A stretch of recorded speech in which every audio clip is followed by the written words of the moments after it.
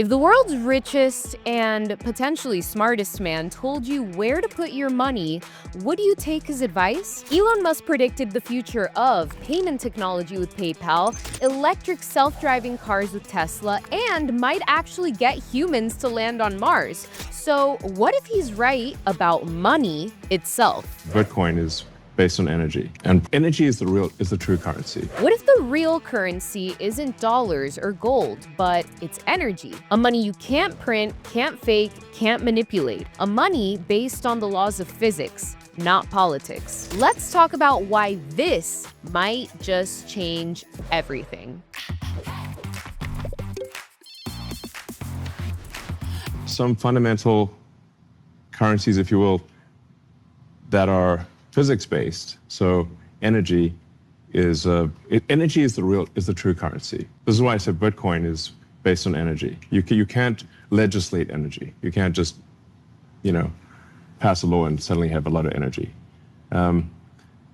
It's very difficult to generate energy, or especially to harness energy in a useful way to do useful work. So I think that probably we won't have money, and probably we'll just have energy, power generation as the de facto currency. Let's start with the money you and I use every day: dollars, euros, yen. This stuff called fiat currency, which is Latin for let it be done. The government says it's money and therefore it's money. But here's the uncomfortable truth. Fiat actually has no inherent value. It can be printed into unlimited quantities. Its supply is coordinated by politicians and central bankers, not physics. The more they create, the less your savings are worth. We know this because we're literally feeling it. Fiat is basically a shared hallucination backed by laws, guns, and spreadsheets. In 2020 to 2023 alone, over 60% of all dollars in existence were created digitally out of thin air. Your paycheck didn't double, but your rent probably did. Why do I like to say Bitcoin is energy money? It's because it fuses energy and information into the hardest money that we've ever known. Bitcoin is akin to a living organism. Just like you or I require food and oxygen to survive, Bitcoin needs energy to survive. And energy is what actually propels Bitcoin through time. If you stop the entire mining process, Bitcoin largely becomes dormant or inert. But energy creates blocks, blocks process transactions, and we progress through the Bitcoin time chain. But it's really interesting because this is the key link here that binds energy to money. So what would money look like if it were anchored to something real? Something you can't print? Enter Bitcoin. You might be saying, but isn't Bitcoin just magic internet money that isn't backed by anything tangible because you can't physically touch it? That's the kind of outdated thinking that got Blockbuster killed by Netflix. Streaming movies are just as real as DVDs, even though you can't hold them in your hand. In fact, they're better, faster, and smarter, just like our money could be if we were on a Bitcoin standard, but I digress. That is the core concept. A currency whose value is tied to the energy required to create it. Not gold, not paper, not code with arbitrary rules, but work. Actual thermodynamic proof of work, harnessing electricity, computing power, or physical energy to produce something scarce. If fiat is a belief system, a physics-based currency is a receipt for real energy consumed, a medium of exchange backed by the laws of the universe. You can fake confidence, but you can't fake entropy. We're transitioning from using atoms, some atoms with nice properties, gold, silver, that's hard to get more of, into a money backed or constructed from energy. And the fiat thing doesn't count because it's a 50-year liquidity crisis, and we're overing this time, this short time, right? It's not even a human lifetime when we're talking about 6,000 years.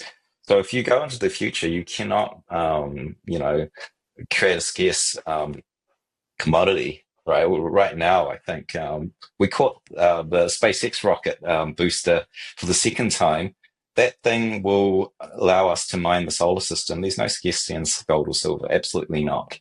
And if you're looking 6,000 years in the future, even 50 years in the future, so the only way to secure a scarcity is with energy, because energy is always going to be scarce. Your economy, as it grows more, it's going to eat more energy to produce the stuff we want, and so you've got to share it with the economy, and that means also that energy is scarce for securing the Bitcoin ledger. So that will work. I'm not saying the people say energy will be abundant.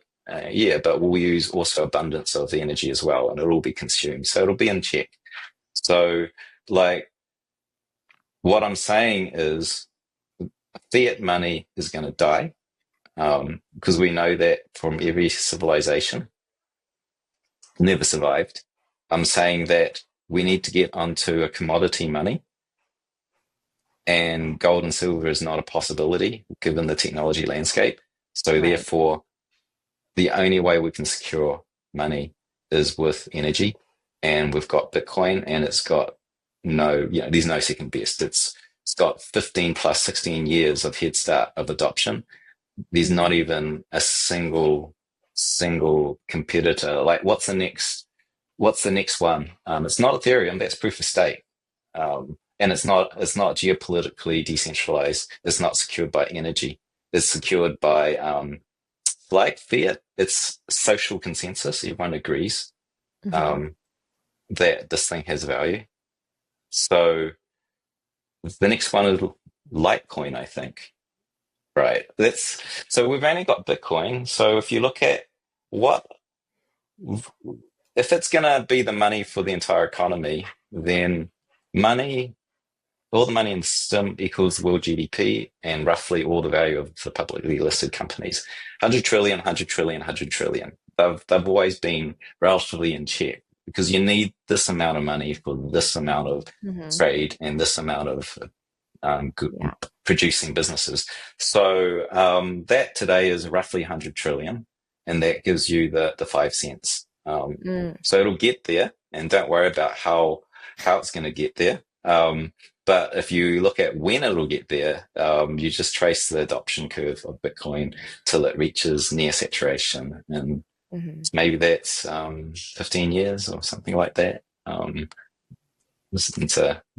That's it. And how it'll fail is if Bitcoin fails. So why is energy such a powerful foundation? One, you can't counterfeit energy. You can't pass a law and magically generate electricity. You actually have to do the work. Number two, it creates natural scarcity. Energy is limited. Time is limited. Physics places a hard cap on creation. Number three, it turns money into a measurable commodity. 1 kilowatt hour is the same in Tokyo, Texas, and Timbuktu. Fiat is not. It's totally speculative. Number four, it resists inflation by design.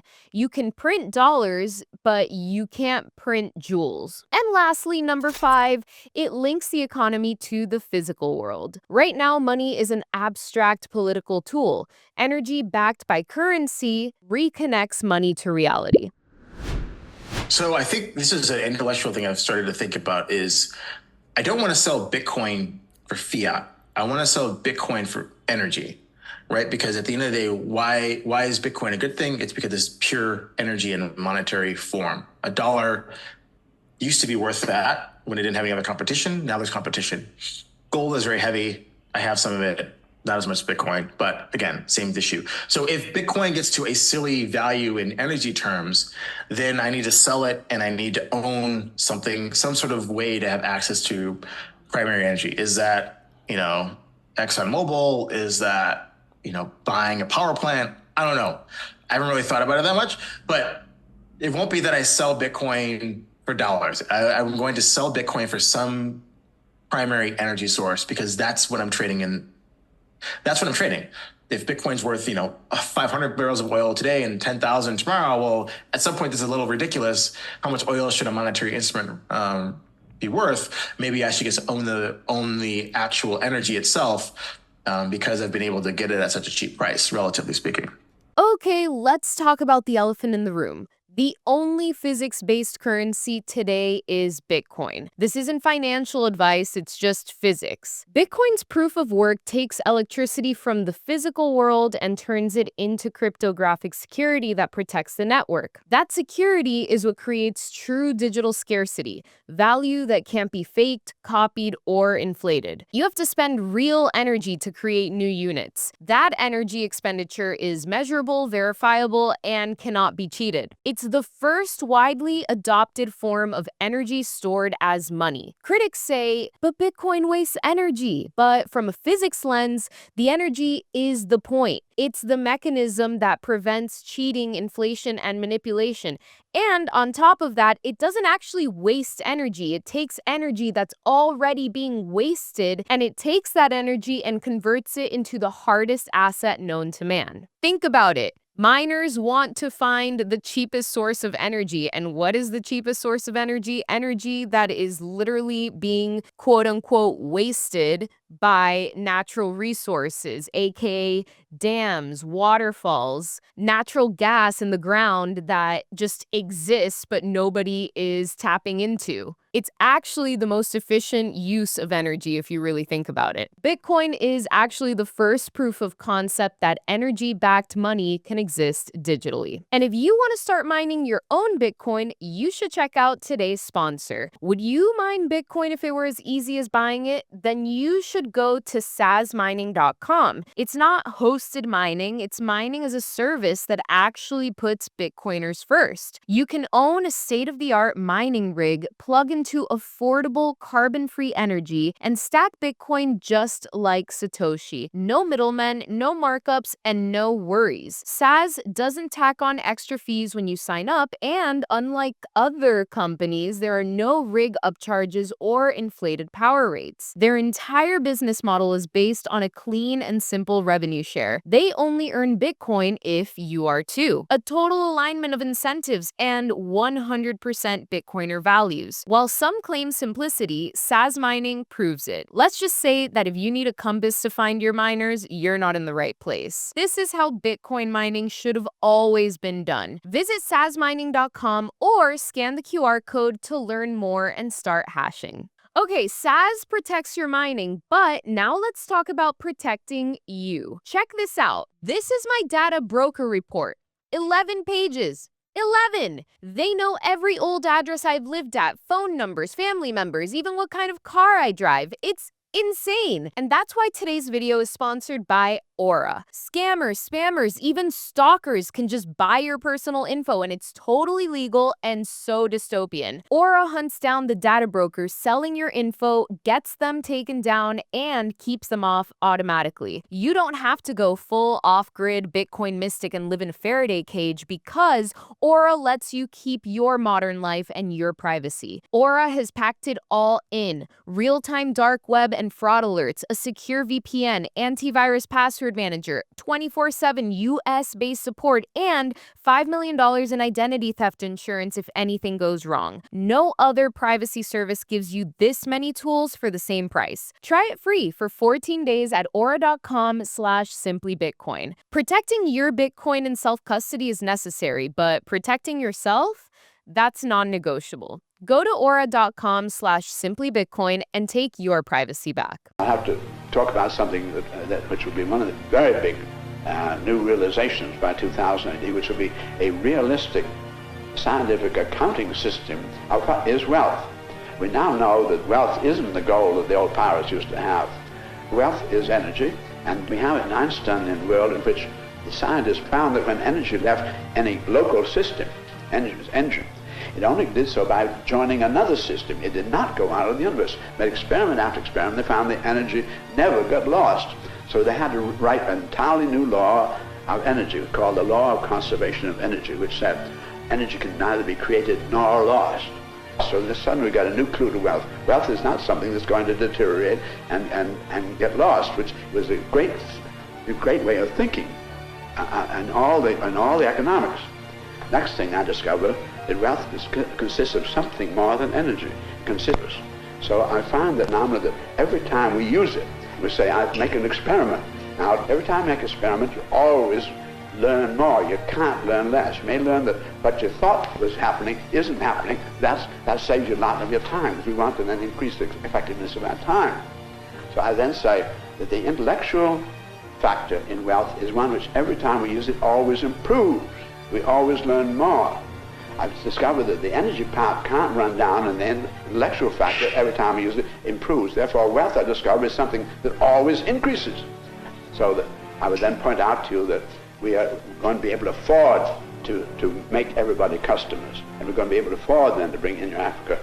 And this is the answer to your question. We talk all world, going to have to make all of humanity successful or none. If money is tied to energy, several world-changing things happen. Number one, inflation becomes impossible without using more energy. Governments can't dilute your savings to fix their bad decisions. Number two, nations compete on energy production, not money printing. Suddenly, the strongest currency goes to whoever has the most efficient power generation. Number three, and probably the most important one, war becomes more expensive. You can't fund trillion-dollar conflicts with keystrokes. Number four, savings become real again. Your money cannot be devalued overnight. And lastly, number five, civilization gets anchored to physics, not politics, because the laws of thermodynamics don't care who's president or what their policies are. Okay, so let's be fair, this isn't a utopia. There are definitely a lot of trade-offs that come with going on an energy-based currency. For example, energy cost volatility.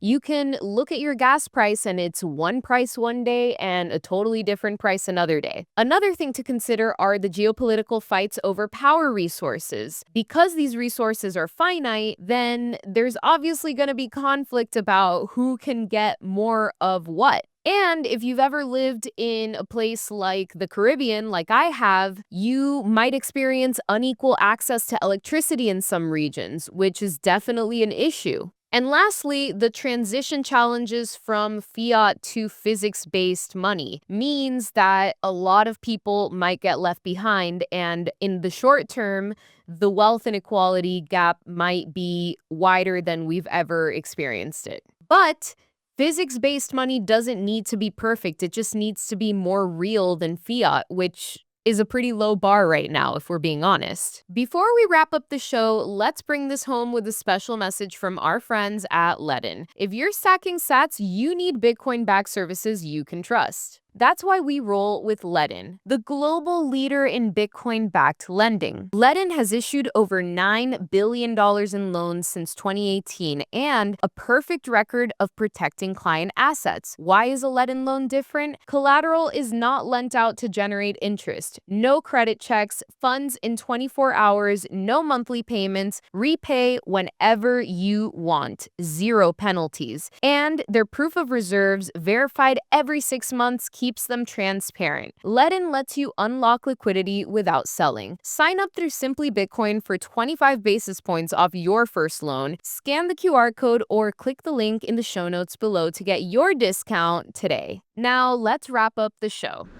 So what do you think? Is the future of money electric? Will nations eventually anchor their currencies in energy instead of political promises? Or is fiat good enough? Drop your thoughts in the comments below, smash the like button if you learned something, and if you want a part 2 where we explore how energy-backed money could power AI, robots, and even space colonies, let me know. I read all your comments. Thanks for watching, and remember to subscribe and send this video to your friends. Stack, slay, and stay bullish, baby.